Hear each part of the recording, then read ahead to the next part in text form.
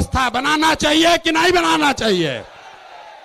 ना बोले, हाथ ना उठ रहा है अभी, हाथ उठाकर बोलिए जोर से। ना, जिसको ना बोलना है ना बोलो, बोलिए हटना चाहिए कि नहीं हटना चाहिए? हटना चाहिए। तो हम ये नहीं कह रहे हैं कि शिक्षा व्यवस्था बनाएंगे, उसका रास्ता भी आपको बता रहे। 5 लाख करोड़ रुपया जुटाएंगे इसी बिहार से और ऐसी शिक्षा व्यवस्था बनाएंगे कि पूरे देश से लोग जैसे नालंदा विक्रमशिला में पढ़ने आते थे वैसे यहीं पर पढ़ने आएंगे, तभी बिहार ज्ञान का भूमि फिर से बनेगा। होना चाहिए ना? तो एक बार जोर से ताली बजाइए, तो बजाइए जोर से ताली। ना हुआ? अरे अपने बच्चों के शिक्षा व्यवस्था के लिए आप इतना ताली भी नहीं बजा रहे हो यार, जोर से बजाइए ताली। इस सदन ने इसको अप्रूव कर दिया ना, शराबबंदी जाएगा, नई शिक्षा व्यवस्था आएगी। दूसरा रास्ता, ये 15 बरस से ये शिक्षा व्यवस्था से क्या होगा? 0 से 15 साल, 15 साल से कम उम्र के आपके जितने बच्चे हैं वो इतना बढ़िया पढ़ लेगा कि उसको बिहार की व्यवस्था पर वो बोझ नहीं बनेगा। हम लोग सरकारी विद्यालय में पढ़े हैं, लेकिन हमको नाली गली नहीं चाहिए, हमको अनाज सरकार से मुफ्त में नहीं चाहिए, क्योंकि हम अपने पैर पर काबिल हो गए हैं। तो पहला लक्ष्य है कि 15 साल से कम उम्र के बच्चों के लिए इतनी अच्छी शिक्षा व्यवस्था बना दी जाए कि आने वाली पीढ़ी में कोई बच्चा बिहार की व्यवस्था पर बोझ न बने। लेकिन जो 15 साल से ज्यादा हो गया, अब तो कैसे पढ़ेगा? वापस नहीं पढ़ सकता है।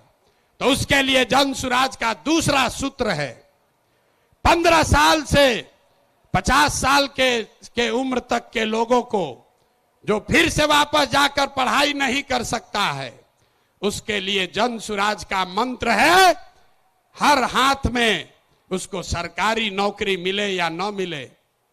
हम कह रहे हैं कि साल भर में पलायन रोक देंगे, लोग कह रहा है कैसे रोक देगा? अभी इसी सभा में बताते हैं कैसे रोक देंगे। जन सुराज का मंत्र है, सरकारी नौकरी मिले या न मिले, 10 से 12 हजार रुपया का रोजी रोजगार सबको मिलना चाहिए। और ये मिलेगा कैसे? ये मिलेगा पूंजी के ताकत से। ये पूंजी आएगा कहां से?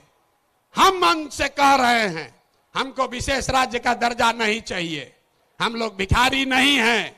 हम आपको बताते हैं रास्ता, हमको नहीं चाहिए दिल्ली की मेहरबानी।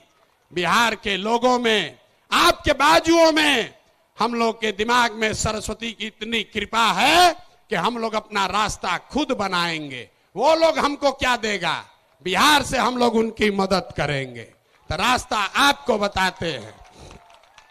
पिछले साल बिहार में हमने बिहार की जनता ने बिहार के बैंकों में पैसा जमा किया, 4,61,000 करोड़ रुपया।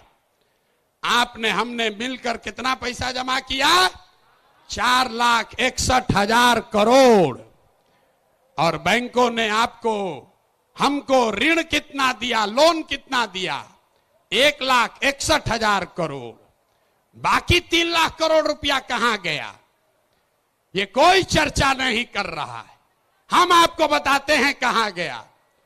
बैंकों ने ये पैसा, आपका हमारा गरीब बिहार का पैसा यहां से उठाकर गुजरात में, तमिलनाडु में, कर्नाटक में, आंध्र प्रदेश में भेज दिया।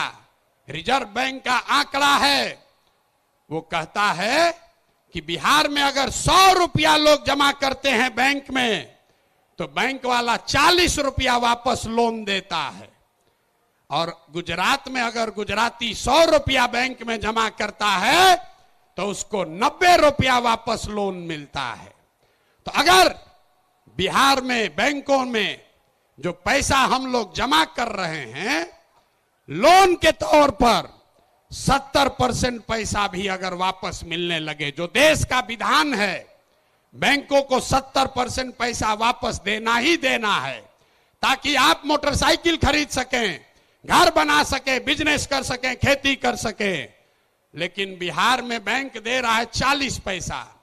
तो इसलिए ये तय किया गया कि बैंकों को ये मजबूर करेंगे कि तुम बिहार का पैसा ले जाकर गुजरात और तमिलनाडु में नहीं दे सकते हो।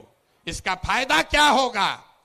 हर साल 2.5 लाख करोड़ रुपया, ध्यान रखिए, हर साल 2.5 लाख करोड़ रुपया बिहार के युवाओं को, यहां के किसानों को, यहां के महिलाओं को रोजी रोजगार करने के लिए लोन के तौर पर 4% सालाना ब्याज पर दिया जाएगा, ताकि हर आदमी अपने अपने घर में रोजी रोजगार कर सके।